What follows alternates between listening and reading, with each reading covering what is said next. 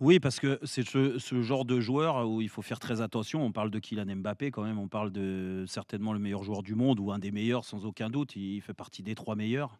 Tout le monde est unanime pour le dire depuis l'âge de 17 ans, donc ça commence à durer maintenant. Ça fait 7, 8 ans qu'il est au plus haut niveau. Il a gagné, quasiment tous les plus grands titres, mis à part la Ligue des champions, bien sûr, mais je lui souhaite un jour de la lever, que ce soit avec Paris ou avec un autre club.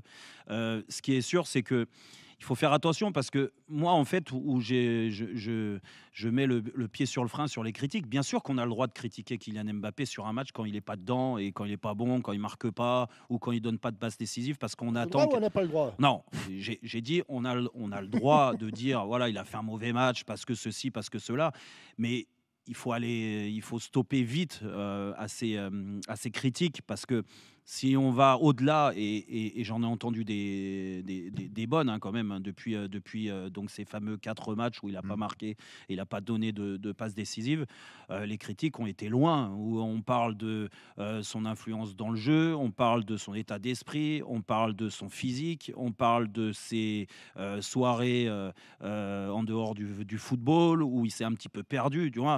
Tu vois, c'est pour ça que je dis calmez-vous avec Kylian Mbappé parce que c'est le genre de joueur et c'est pas que moi qui le dis. Moi, j'ai parlé avec des très grands joueurs, des joueurs qui ont été des ballons d'or ou des joueurs emblématiques, hein, à l'image de Thierry Henry, qu'on l'a fait Ouais, pendant 2 heures et tu étais là, Benoît, à Londres. à Londres. Euh, ils te disent, c'est le genre de joueur qui peut passer pendant un match, 2 matchs, 3 matchs, 4 matchs à côté, mais ça durera pas 107 ans parce que il te ferme ta bouche assez vite. Et ça a été le cas en équipe de France. Qu'est-ce qu'on n'avait pas entendu avant les sélections en équipe de Mmh. France? Et oui, il est pas bien. Et oui, physiquement, il est pas bien. À l'arrivée, ça a fait 3 buts en 2 matchs. Ça a fait des passes décisives. Il a fait gagner l'équipe de France dans un match important Ah ouais. aux Pays-Bas. Et puis derrière, avec le PSG, rebelote, il remet ça, il marque. Et je pense que là, maintenant, bah, les critiques, elles vont s'estomper bien vite. Donc, soyez vigilants quand même Et avec on Kylian Mbappé. On parle du meilleur joueur de la planète football. parole à la défense, un critiqueur en chef, Maître Larquet. Alors maître? Non, je vais aller très vite puisqu'il a dit qu'on avait le droit de critiquer. Donc je pense que le maître Roten n'a pas bien compris la question. Oh, oui. Moi, je dirais simplement qu'on a le droit au moins d'analyser.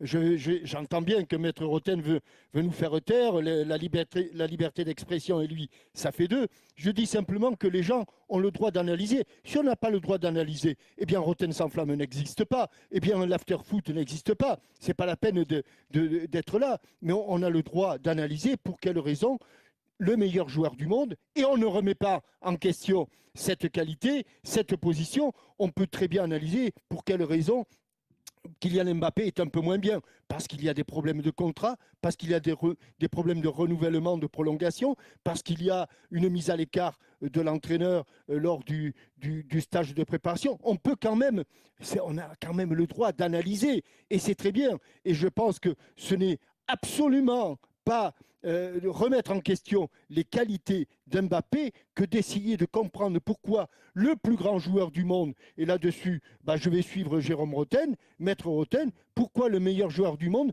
peut avoir parfois des défaillances qui sont des défaillances humaines, et que Kylian Mbappé, il a beau être le meilleur, il est le meilleur, il a beau être le plus grand, parfois il a quelques faiblesses et ça le rend, Bon, pour moi, plus sympathique. Mais Jean-Michel, analyser les défaillances d'un joueur, je pense que c'est parfois utile. est-ce qu'on peut laisser un ancien avant-centre de l'équipe de France trancher? Tony Vérel, alors, qui remporte ce procès? Est-ce qu'on a le droit de critiquer Kylian Mbappé? Et bien sûr, je pense qu'on a toujours le droit d'être critiqué. De toute manière, quand on est joueur de foot, c'est quand on arrive sur un terrain de football, on est là aussi pour être jugé et notre prestation est mise à l'épreuve, notre combativité aussi est sur le terrain. Je pense que maintenant, après, moi, je suis joueur de foot avant tout, donc je défendrai toujours les joueurs. Maintenant, être critiqué, ça veut dire aussi qu'on est bon. À un moment donné, c'est qu'on a fait de grandes choses. Et je pense que Kylian a fait de grandes choses. Et c'est bien aussi qu'on ait plusieurs avis. Maintenant, pour moi, voilà, il reste sur de belles performances. J'espère qu'il apportera surtout beaucoup à l'équipe de France. Mais il y a aussi toute une équipe autour de lui qui est capable de faire aussi beaucoup de choses. Et pour aller plus loin, je pense, dans un groupe, il faut avoir un groupe solidaire, un groupe uni. Et là, on est capable d'aller loin. Après, voilà, je pense que la critique, il faut l'accepter aussi.